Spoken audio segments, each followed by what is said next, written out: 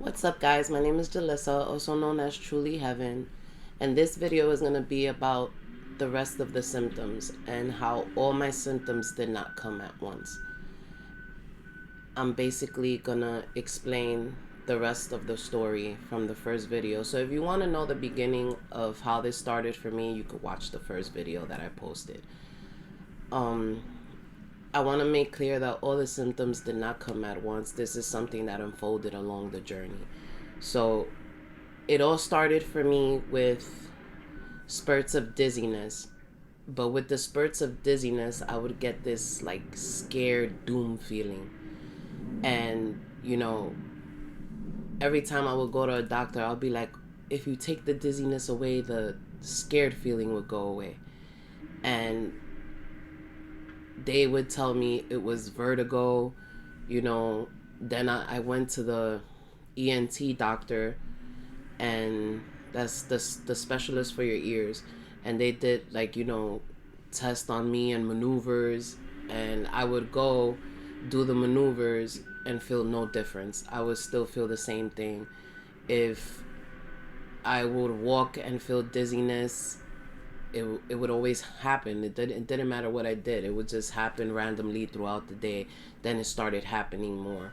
And when the scared feeling would come on, that's when I would feel like, oh my God, I'm going to pass out. Like when it was too much and too intense, I always feel like I was going to pass out, basically. I would end up in the doctor's, like the emergency room, exactly. I would end up in the emergency room every other day. That was the whole year of 2022. And when I would go to the emergency room, all they would do was do a EKG, tell me that is normal, sit me in a chair, and just monitor me the whole time. You know, it was not easy to sleep at night. It was definitely not easy to sleep at night. I started getting tinnitus where I would hear ear ringing, and that was like for at least 4 months, just ringing in the ear. If you've ever felt ringing in your ear, then you know that that's so annoying once you're aware of how loud it can get. And that would not let me sleep. Like it would get so hard to sleep. Like I was barely sleeping. I would be basically sleeping maybe like 2 to 3 hours a day, if that. I felt the weirdest sensation in the brain. Like when I would lay down, I would feel like literal my brain shaking. This is all like an equivalent of your basically your nervous system being oversensitized. A regular person does not feel the sensations that we feel. Our bodies, being that they're sensitized, we literally feel everything. The sensation I had with my leg, where I told you I could not move my leg for the life of me, there was nothing wrong with my leg. But for me, it felt like, wow, the blood is not flowing. So I felt like I could not move it, not knowing that that's just a regular sensation that most people are not aware of. And I could totally move, you know, until I got tired of the symptom was when I finally got up and said, I'm gonna walk anyway, and actually moved. It's so weird. You have to go through it to understand it, And the brain shaking was one of the scariest things. If you see me looking down a lot, it's because I'm looking at my notes. And the brain shaking got me to a point where every night when I would go to sleep, I'd be praying to God to wake me up the next day, because I really thought I was not gonna wake up. These symptoms are so hard to go through, especially when you don't know what they are. I was just going through the symptoms, waiting for results, and sometimes I couldn't get certain appointments for months out. Like to see a neurologist, it took me like a year. It it was like after COVID, doctors catching up on their appointments again, so it was very hard to see certain specialists. One thing I can say is that spiritual faith helps. I'm not saying you can't recover if you don't believe in God.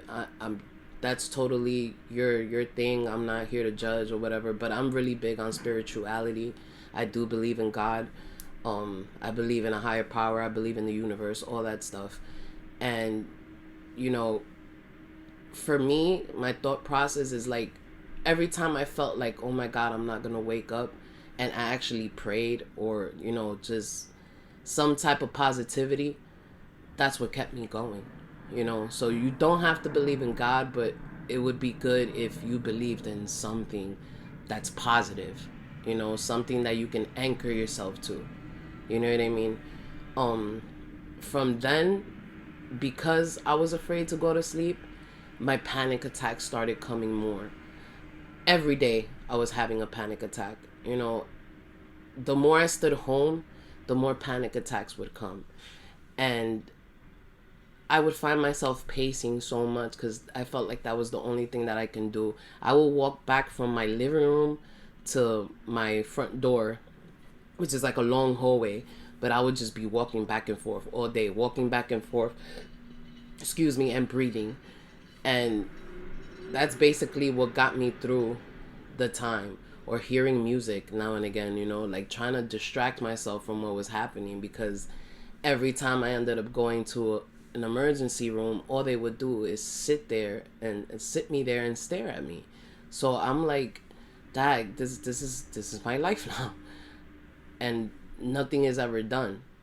Now there was one time, and I mean, this is after like at least 30 emergency room visits, because I was just, my scared level was so high that I went to the emergency room, and this time they were like, you know what? Because they found out about my vestibular migraine diagnosis, they gave me medication. And it had to do with some type of anxiety medication. They didn't tell me exactly what it was because they were just trying to like sedate me and calm me down.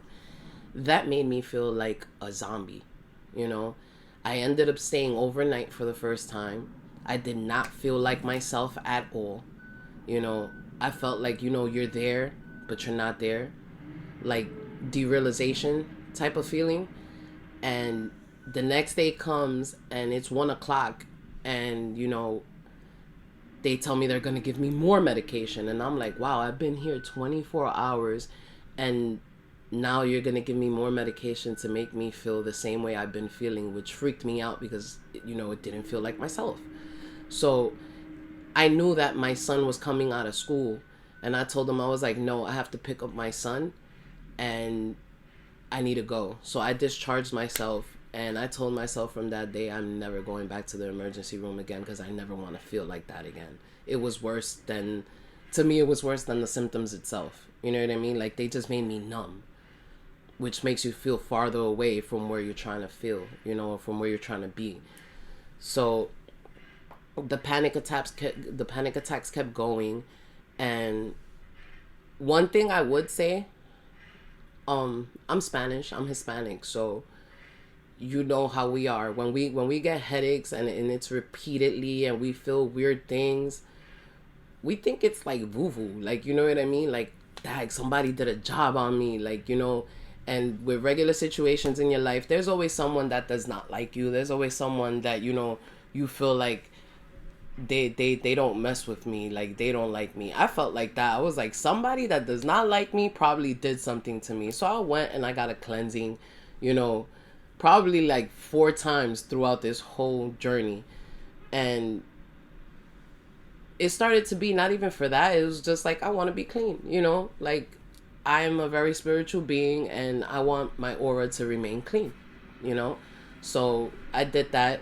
It really didn't have much of an effect.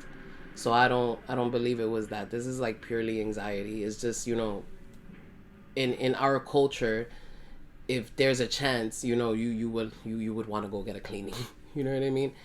So I stopped going to the emergency room and I said, you know, this is it. And I started researching. I'm like, you know, the doctors are not really helping me. They see me, they either tell me it's nothing or we're gonna do a test, and then that waiting period. Have you ever taken a HIV test and just like, you know, the whole waiting period before, when it wasn't rapid, you would be like, oh my God, like the thoughts and all the scaredness comes to you because you're waiting all that time. It was like that with a whole bunch of different doctors and a whole bunch of different tests and MRIs and all this stuff. You know, when doctors don't have a proper bedside manner, someone with anxiety, like listening to this doctor, if they're not properly speaking to you, it can either make your anxiety journey worse or better, depending on their bedside manner. And I experienced so many with no good bedside manner. Let's just say it like that. Like, doctors are here to treat something physical, you know? They're here to treat, like, okay, you broke your leg, clearly you can see it, it's a physical fracture, you know, that's what they fix. Mental illness is very hard to fix and very hard to acknowledge and very hard to speak to a patient about. But one thing that bothers me is they'll give you medication before they actually tell you, you know, this does happen and you can recover. You know what I mean? Like, this happens to many people. This has been happening to people before COVID, you know? Like, when I did my research, the earliest person that I saw that actually went through something like this, they went through it in 2012. So it's like, you know, yeah, COVID could trigger it, but it's not always the cause, you know? Like, it could sensitize your system, you know? But medications are not always the answer. I'm not a doctor, I'm not telling you what to do, but I just feel that you can actually come out of this in a natural way. You know what I mean? So in 2023, I started researching, and, you know, I got on Google and YouTube, and I found Dr. Yo.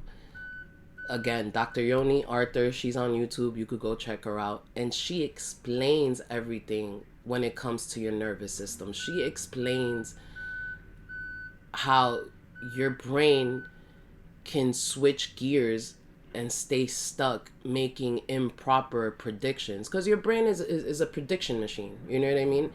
And my brain was making the wrong predictions when it came to moving forward. Like, it wasn't vertigo, it was that my brain was stuck on chronic dizziness. Neural circuit dizziness is what they call it.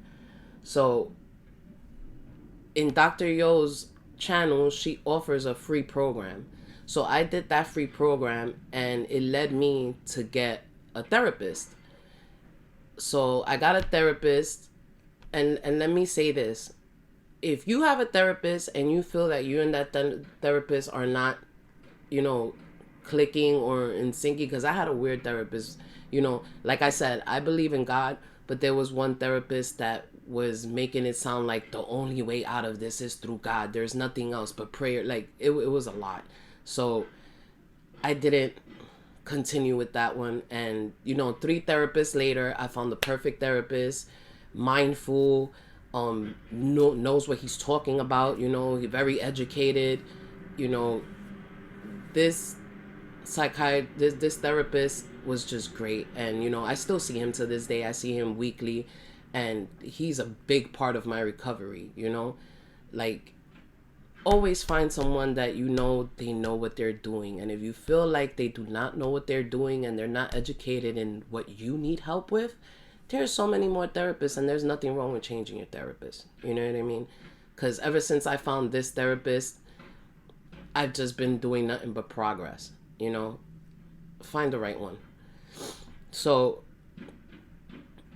that's about it for this video. That was the journey with the symptoms. And, you know, everything didn't happen in one day.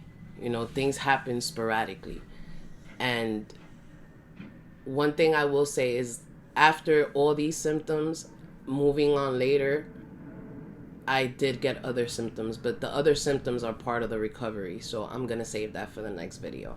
I hope this video helped you, and I hope you stick with me and come back to this channel so you can see what someone goes through with anxiety, you know, so you can see that you are not alone. And with all those horrible symptoms, they do go away. They do get better. And I will tell you now, I'm not going to wait until the next video to tell you. The best way out is through exposure. So if you can go take a walk today, if you can do anything to get you in the sun, then do that, you know. little things like that helps long term. Okay, and that's what we want. We want long term recovery. So I'll see you back next time, and I hope you guys have a great day.